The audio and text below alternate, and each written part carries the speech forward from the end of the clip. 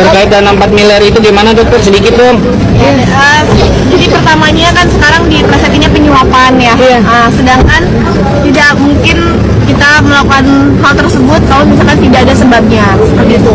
Ya pokoknya gini aja, yang penting pihak kepolisian sudah melakukan tugasnya dengan baik dan mungkin Bang, emang benar pasal pemerasan di kasus Nikita Mirzani gugur atau dihilangkan? Saya jawab jujur ya guys. Tapi please ya jangan baper. Jadi kita boleh ngedukung Nikita Mirzani ya semaksimal mungkin. Tapi kita tetap harus realistis dan tetap pakai akal sehat guys. Jadi gini ya, di kasus ini kan pakai 3 undang-undang sekaligus ya.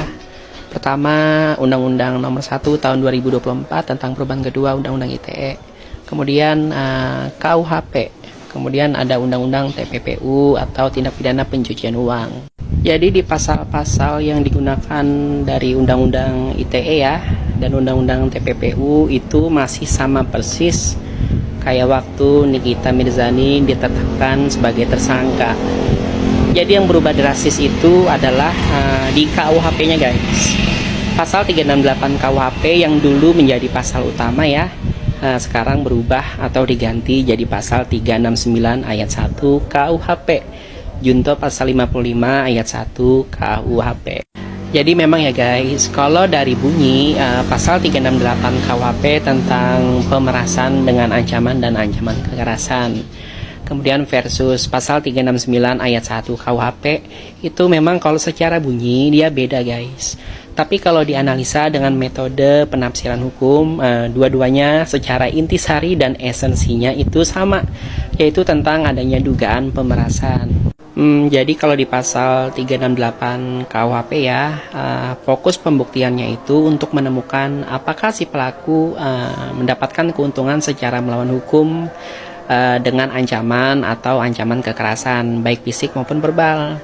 Ancaman hukumannya 9 tahun. Sedangkan di pasal 369 ayat 1 KUHP, fokus pembuktiannya adalah apakah si pelaku mendapatkan keuntungan secara melawan hukum dengan melakukan ancaman membongkar aib atau rahasia atau mungkin mencemarkan nama baik. Nah, di pasal ini ancaman hukumannya lebih ringan yaitu 4 tahun.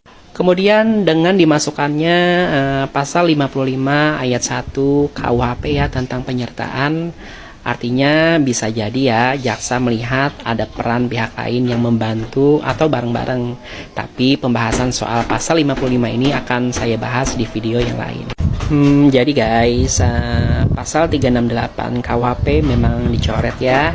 Tapi dugaan pemerasannya itu tidak hilang, hanya diganti strategi hukumnya ke pasal 369 ayat 1 KUHP. Nah, fokus pembuktiannya berubah, tapi substansi dugaan pemerasannya masih ada. Jadi kalau teman-teman masih bingung, silakan berikan pertanyaan di kolom komentar ya. Kita bahas bareng dengan akal sehat dan hukum yang objektif. Jadi dari kemarin banyak yang bertanya soal penerapan pasal 369 ayat 1 KUHP dalam kasusnya Nikita Mirzani ya, yang menyebutkan adanya unsur ancaman membongkar aib atau mencemarkan nama baik untuk mendapatkan keuntungan secara melawan hukum. Lalu muncul pertanyaan menarik ya, bagaimana kalau aib itu ternyata bukan fitnah tapi fakta? Saya akan menjawab dengan pendekatan hukum yang logis. Nah, dalam kasus ini kan seluruh pasal yang digunakan oleh jaksa penuntut umum ya, termasuk pasal 369 ayat 1 KUHP dijuntokan dengan pasal 55 ayat 1 KUHP. Artinya ada kemungkinan perbuatan tersebut dilakukan bersama-sama atau melibatkan pihak lain. Bahasa sederhananya gini guys, ada potensi tersangka baru. Nah, disinilah muncul satu dugaan analisis yang menarik ya. Jika benar Nikita Mirzani mengancam akan membongkar aib ya, dan kemudian Reza Gladys membayar 4 miliar untuk menghentikan ancaman tersebut, maka jaksa harus jeli ya, jangan hanya melihat pada sisi pembongkar aib, tapi juga pada apa isi aib tersebut. Misalnya ya, kalau ternyata aib yang dimaksud adalah soal dugaan skincare ilegal yang tidak sesuai dengan izin BPOM ya, dan uang 4 miliar diberikan agar hal tersebut tidak dibuka ke publik, maka ini bisa berubah wajah guys. uang itu bukan semata-mata hasil pemerasan, tapi bisa dianggap sebagai hasil kesepakatan diam-diam untuk menutupi perbuatan melawan hukum. Jadi dalam logika hukum ini membuka peluang untuk menyelidiki dua sisi ya. Apakah benar ada unsur pemerasan ataukah apakah uang itu bagian dari upaya bersama-sama menutupi pelanggaran hukum. Dan disinilah pasal 55 ayat 1 KUHP jadi sangat relevan di kasus ini guys. Karena pasal ini memungkinkan penyidik atau jaksa untuk menjerat orang lain yang turut serta dalam perbuatan pidana. Termasuk yang menyuruh, membantu, atau sepakat dalam suatu rencana melawan hukum.